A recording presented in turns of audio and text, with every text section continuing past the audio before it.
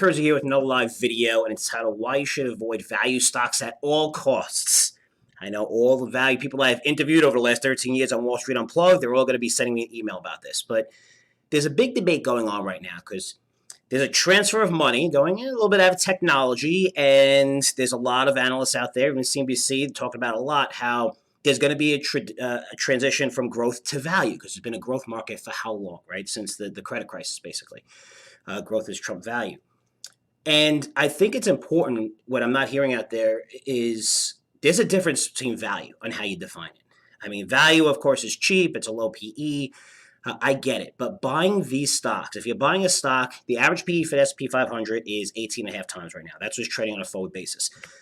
If you're buying a stock with a PE of 10, it's a deep value stock, but yet it's not growing earnings.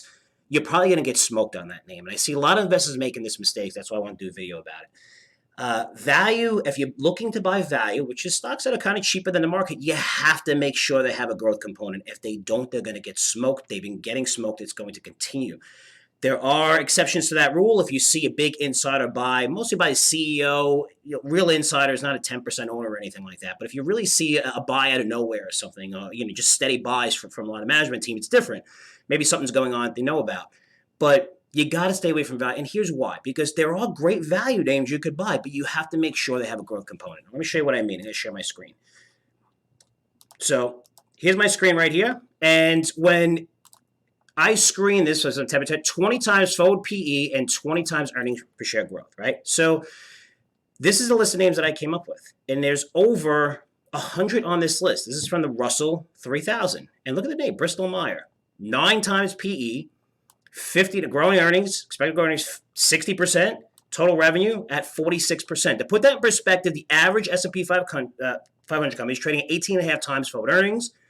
They're growing earnings by 6.3% and growing sales by 2.8%. All these blow out these numbers. You look at good names on here, Regeneron Pharmaceuticals. Look at Newmont Mine. Newmont Mine is like a software company, right? $53 billion company. I mean, it's cheaper today than it was 6 months ago, with the stock price lower. Why? It's trading at a market multiple. Again, this is earnings. Earnings growth for the average S&P 500 company is 6.3%. This is how fast they're growing earnings. Expect to grow. Look at sales at 35%. The average S&P 500 company is growing at 2.8%, growing sales. You can go down some small. Meritage Homes, under a $5 billion market cap. Same thing here. Look at these numbers. Under an 18.5 times forward earnings, so only 11, growing much faster in earnings and sales. All these names, Form Factor's another one. You have smaller names, Smith & Wesson. We all know about what's going on with guns. Look at the PE. Look what it's trading, and look at these numbers. So you're seeing it in sales. You see it in earnings. It's not just like an accounting thing. Sportsman Warehouse Holdings. All of these names coming out. Now, that's the biggest thing when it comes to buying value. You could buy value that's cheaper than the overall market.